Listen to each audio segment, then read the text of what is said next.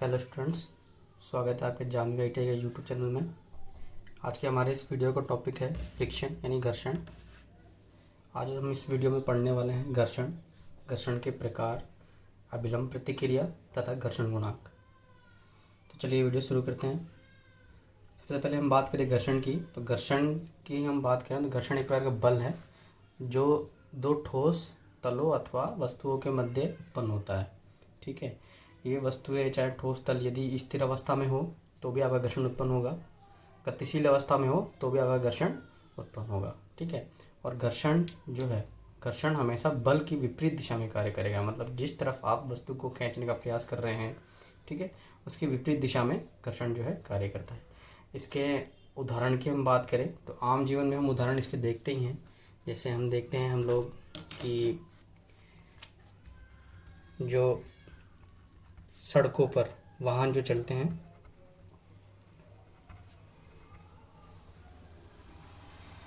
वाहन, ठीक है, और बाकी कोई भी उदाहरण ले सकते हैं हम। यदि मानव की हम बात करें या जीव जंतु की बात करें जो धरातल पर चलता है तो वो भी घर्षण के अंतर्गत ही आता है। ठीक है, अब हम आगे हम बात करेंगे घर्षण के प्रकार की। तो घर्षण के प्रकार की हम बात करें तो घर्षण जो है आपके निम्न प्रकार का होता है। तो हम पहले टॉपिक डाल लेते हैं घर्षण के प्रकार।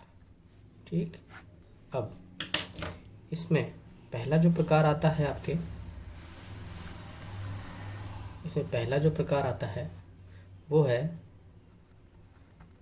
स्थैतिक घर्षण, जिसे हम स्टैटिक फ्रिक्शन भी कहते हैं।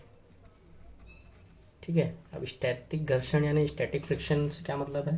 इसका मतलब ये है कि जब हमारी वस्तु या धरातल स्थिर अवस्था में है, ठीक है, तब भी वस्तु या जो धरातल है घर्षण का अनुभव करते हैं। ठीक है, और इस अवस्था में जो घर्षण लगता है वो सबसे ज़्यादा अत्यधिक होता है। मतलब इतना ज़्यादा घर्षण होता है कि वस्तु जो है आगे आपके नहीं चलती है या नहीं जाती है। ठीक है, अब हम स्थैतिक घर्षण यानी स्टैटिक फ्रिक्शन से नियम, कुछ जुड़े हुए नियम जान लें।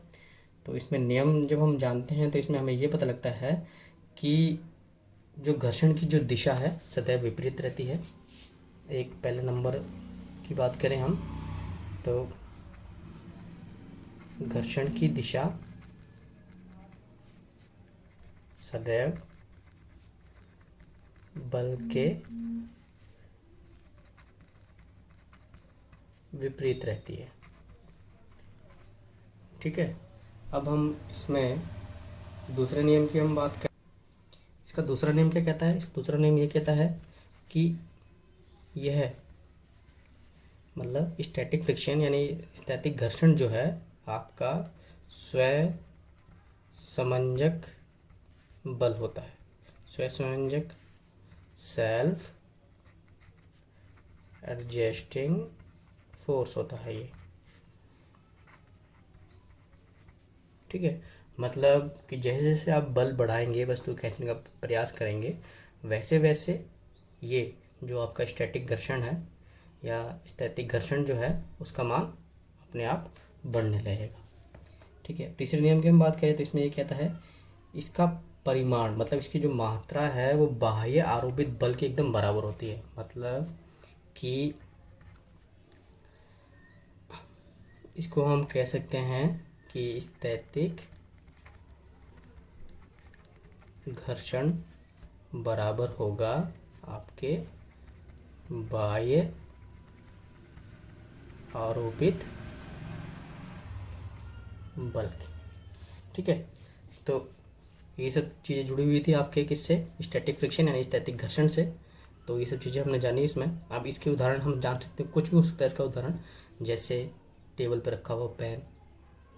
ठीक है, कोई भी स्थिर वस्तु, तो जो भी स्थिर वस्तु होगी वो आपके स्थैतिक घर्षण के अंतर्गत आएगी। ठीक है, हम घर्षण, नॉर्मली घर्षण की हम बात करें तो घर्षण में जो है आपके कोई भी चीज़ हमेशा घर्षण में ही आती है। यदि घर्षण नहीं होगा दो तलों के बीच या किसी वस्तुओं के बीच तो संतुलन में नहीं रह पाएगी, हमेशा फिसलन की अवस्था में रहेगी। ठीक है, तो कोई भी चीज़ आप देखते हैं खड़ी है, चाहे आपने उसको रखा हुआ है, तो इसका मतलब क्या है? कुछ ना कुछ घर्षण है, तभी जाकर के वो संतुलित है। ठीक है, तो इसका हम दूसरा उदाहरण लेके देखें कि हम जानते हैं कि यदि हम बर्फ़ पे खड़े होंगे तो ज़्यादा देर तक खड़े नहीं हो पाते हैं। क्यों? क्योंकि हम फिसल जाते हैं। क्यों? क्योंकि वहाँ पे घर्षण कम होता है। और घर्षण कम क्यों होता है? क्योंकि उसकी सतह है वो एकदम प्लेन होती है या चिकनी होती है। ठीक है, तो इससे एक चीज़ और पता पड़ती है कि रफ़ सरफेस पे यानी कि खुरदरे सरफेस पे घर्षण का जो मान है वो आपको अत्यधिक देखने को मिलता है। जितना सरफेस खुरदरा होगा उतना ही ज़्यादा आपका घर्षण का मान होगा। ठीक है, अब हम अगले हमारे घर्षण के प्रकार की हम बात करें तो अगला जो हमारे घर्षण का प्रकार है वो आता है आपके गतिज घर्षण। ठीक है, गतिज घर्षण। तो जैसे कि नाम से पता पड़ रहा है इसमें क्या होगी, आपकी जो वस्तु हैं गतिशील रहेंगे। वस्तु गतिशील अवस्था में होंगी। ठीक है, दो वस्तुएं जब गतिशील अवस्था में होगी तो उनके बीच में घर्षण पाया ही पाया जाएगा। ठीक, साधारण सी बात है इसमें। अब हम इसमें से इससे जुड़े हुए कुछ नियम जान लें तो वही पहला नियम इसमें भी सेम हो जाएगा कि घर्षण की जो दिशा है, घर्षण की जो दिशा है वो बल की दिशा के विपरीत होगी। ठीक है, जैसे हमने इसमें देखा कि स्टैटिक फ्रिक्शन में कि बल की दिशा और घर्षण की दिशा हमेशा विपरीत होती है। ये दोनों विपरीत होंगी तभी तो हमारी वस्तुएं जो है रुकने का प्रयास करेंगी। साधारण समझने वाली बात है। ठीक है, अब हम दूसरे नियम की हम बात करें कि दूसरा नियम क्या कहता है। दूसरा नियम ये कहता है कि यदि वस्तु का वेग न तो अत्यंत अल्प हो और ना ही अत्यधिक हो,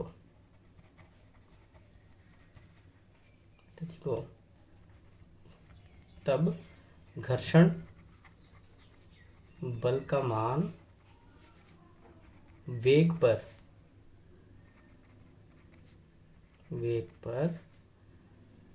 निर्भर नहीं करता है।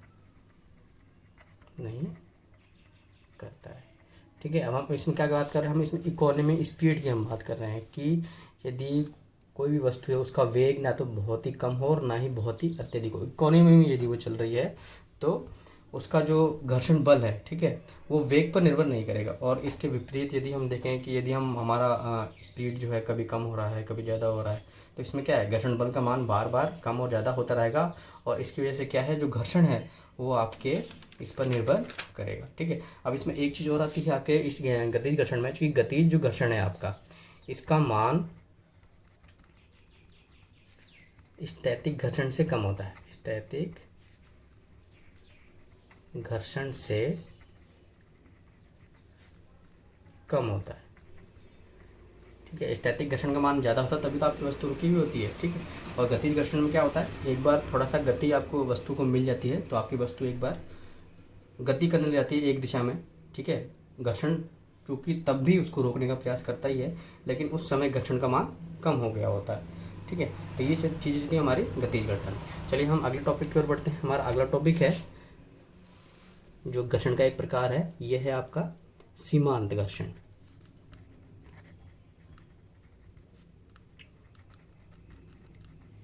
सीमांत घर्षण, इसको हम कहेंगे लिमिटिंग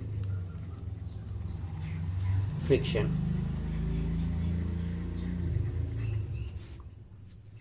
तो सीमांत घर्षण की हम बात करें तो सीमांत घर्षण क्या होता है। सीमांत घर्षण से मतलब यह है कि यदि कोई वस्तु मेरी या कोई ठोस पदार्थ या कुछ भी जो पदार्थ या वस्तु है चलने से ठीक पहले, मतलब गति करने से ठीक पहले जो वो घर्षण का अनुभव करती है वो आपके सीमांत घर्षण बल कहलाता है। मतलब कि यदि हम किसी वस्तु पर बल लगाने वाले हैं, ठीक है, और उसके जस्ट मूवमेंट करने से पहले पहले जो वो बल अनुभव कर रही है घर्षण बल का मान, वो उसका सीमांत घर्षण कहलाता है।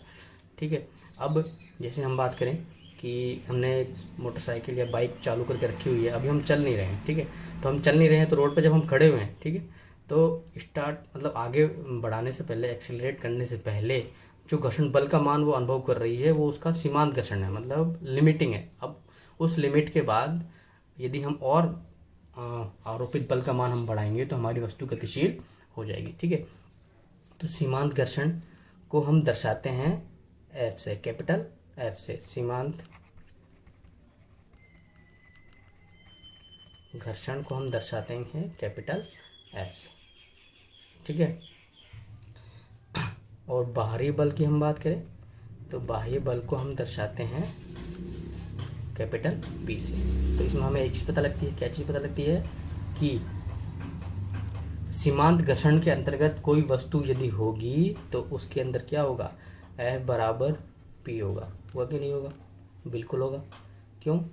तभी तो आपकी जो वस्तु है वो स्थिर रह पाएगी, सीमांत घर्षण के अंतर्गत है। जैसे मैंने माना ये पेन, ठीक है, मैंने पेन ये यहाँ रख दिया, तो इसका मतलब क्या है कि ये सीमांत घर्षण के अंतर्गत है। ठीक है, अब भी मैं इस पर बल लगाऊंगा, बल लगा के मैं इसको आगे की ओर धकेलूँगा, तब इससे पहले मतलब आगे धकेलने से पहले जो ये बल का अनुभव कर रहा था वो क्या कहलाएगा, वो सीमांत घर्षण कहलाएगा।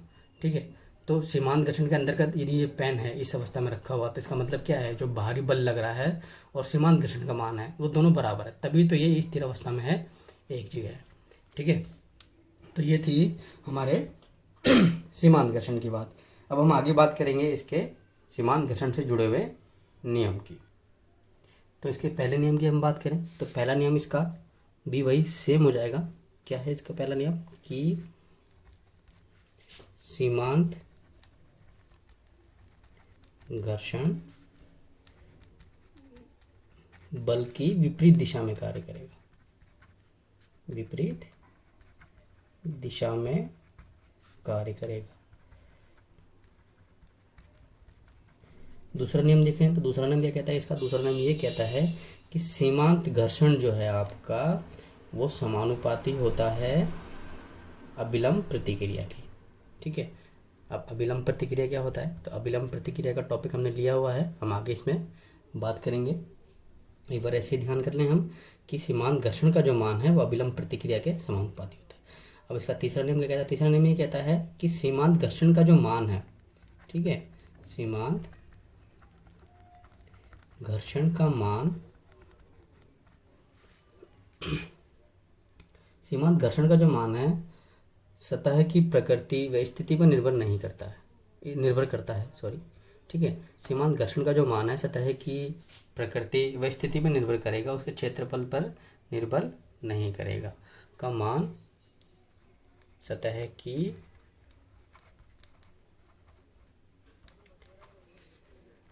प्रकृति पर निर्भर करता है। सतह की प्रकृति का मतलब ये है कि हमारी सतह खुरदरी है या प्लेन है, ठीक है, इस पर निर्भर करेगा, और क्षेत्रफल पर निर्भर नहीं करता है, पर निर्भर नहीं करता है। ठीक है, तो तीन चीज़ जुड़ी हुई थी हमारे सीमांत घर्षण की बल की दिशा हमेशा हम जानते हैं किसके विपरीत होती है, किसके विपरीत होती है, बल की विपरीत दिशा के। ठीक है, और दूसरा नियम क्या कहता है, दूसरा नियम इसमें ये कहता है कि जो आपके सीमांत घर्षण है, हमने बात की थी, हम इसको एफ कैपिटल एफ से दर्शाते हैं, ये समानुपाती होता है अभिलंब प्रतिक्रिया के, जिसे हम रिएक्शन फोर्स भी कहते हैं। ठीक है, अब नॉर्मल रिएक्शन। और तीसरी हमने नियम की बात की, तीसरा नियम क्या कहता है इसका कि सतह की प्रकृति पर निर्भर करता है, मतलब सतह कितनी खुरदरी है या कितनी चिकनी है, ठीक है, इस पर निर्भर करेगा, ना कि उसके क्षेत्रफल पर। ठीक है, तो ये सब बातें थी हमारे सीमांत घर्षण के अंतर्गत। अब हमारा जो अगला टॉपिक आता है वो है आपके अभिलंब प्रतिक्रिया।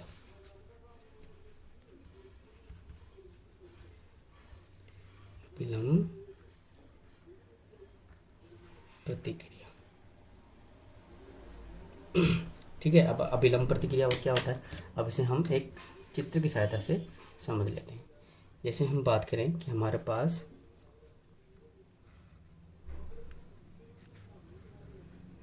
एक ब्लॉक या कोई वस्तु एक सतह पर रखी हुई है, ये सतह है हमारी, ठीक है, और हम इस वस्तु को इस दिशा में खींचने का प्रयास कर रहे हैं और हम इसमें लगा रहे हैं क्या, पी बल है, ये बाह्य आरोपित फोर्स है ये।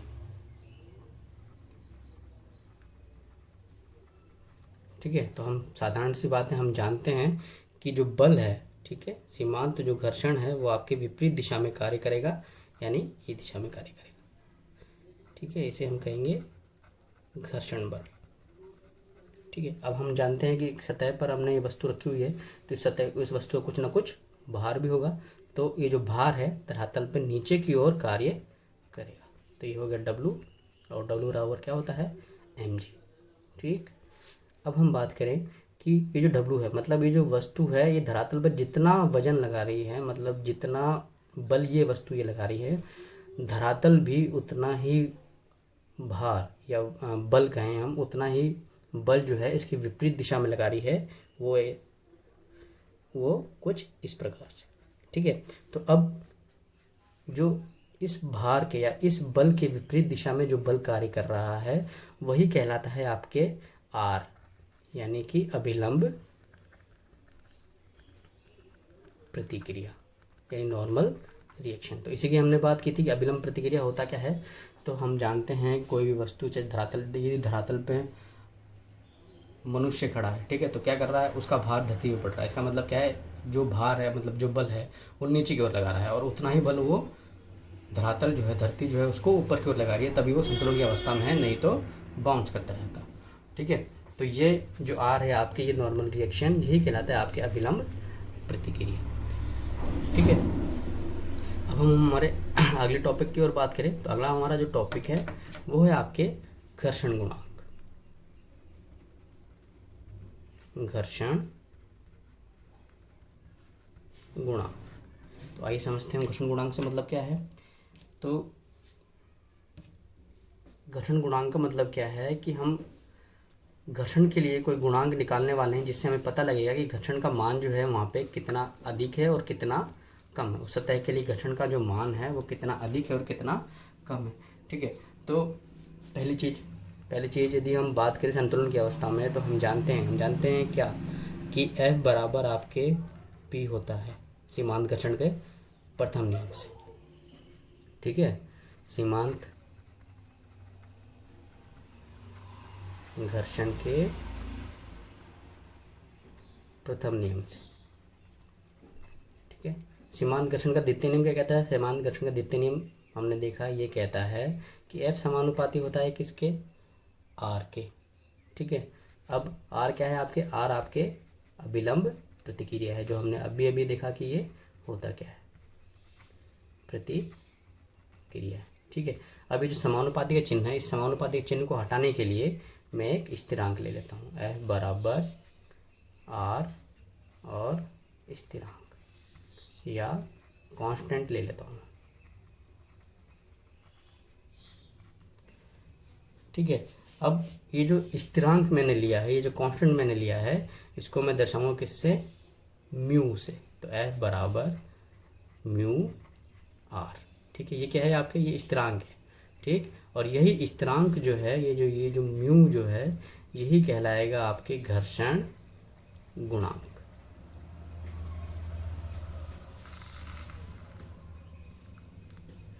ठीक है, तो हम बात करें हमारे आगे फॉर्मूले की कि यदि मैं म्यू का मान यहाँ से निकालना चाहूँ तो क्या होगा, म्यू तो यहाँ रह जाएगा और आर जो है इसकी डिवाइड में चला जाएगा। तो म्यू का मान यदि मैं निकालूँ तो म्यू बराबर हो जाएगा F अपॉन में R। तो यही जो म्यू है मेरा, ये कहलाता है मेरा क्या, घर्षण गुणांक। ठीक है, तो इसका मान हम इस प्रकार से निकाल सकते हैं, या फिर हम कहें कि घर्षण गुणांक बराबर हो जाएगा आपके, यदि हम इसको आगे कहें तो आगे क्या हो जाएगा कि घर्षण गुणांक बराबर F का, F क्या है, F है आपके सीमांत घर्षण। ठीक है, बटे में R क्या है, R है आपके अभिलंब प्रतिक्रिया।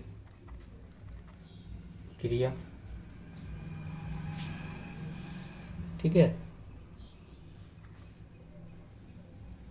अब हम इसकी इकाई की बात करें तो घर्षण जो गुणांक है, इसकी कोई भी इकाई नहीं होती है। क्यों नहीं होती है? क्योंकि हम देख रहे हैं ये खुद एक अनुपात है। सीमांत घर्षण और अभिलंब प्रतिक्रिया का खुद ये एक अनुपात है, इसकी वजह से इसकी कोई भी इकाई नहीं होती है। ठीक है। और अब इसकी आगे हम बात करें तो दो पदार्थों के लिए सदैव ये स्थिर रहता है। किन्हीं भी दो पदार्थों के लिए सदैव स्थिर रहेगा, ऐसा नहीं है कि बार बार बदल जाएगा। जैसे ये मान पहले ही निकल चुके हैं कि भाई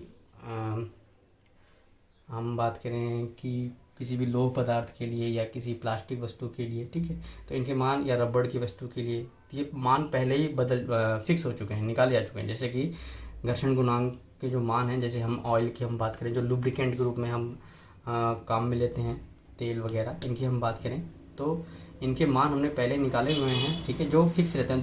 दो वस्तु के लिए ये कहना चाह रहा है कि हमेशा ये फिक्स रहेंगे, कभी भी चेंज नहीं होंगे। जो मान ये निकल चुका है वही रहेगा, कभी भी नहीं बदलेगा। ठीक है, तो ये सब चीज़ें थी हमारे घर्षण के बारे में। थोड़ा सा घर्षण के बारे में हमने पढ़ा, घर्षण के प्रकार पढ़े हमने, घर्षण गुणांक पढ़ा हमने, अभिलंब प्रतिक्रिया पढ़ी। ठीक है, तो ये घर्षण के बारे में था। अब हम अगले टॉपिक में हम पढ़ेंगे घर्षण कोण के बारे में और इससे जुड़े हुए कुछ डेरिवेशन, मतलब मैथमेटिकल एक्सप्रेशन जो है हम इससे जुड़े हुए पढ़ेंगे। ठीक है, तो आज के लिए इतना ही। अगले वीडियो में हम घर्षण से जुड़े हुए आगे वाले टॉपिक्स के बारे में बात करेंगे।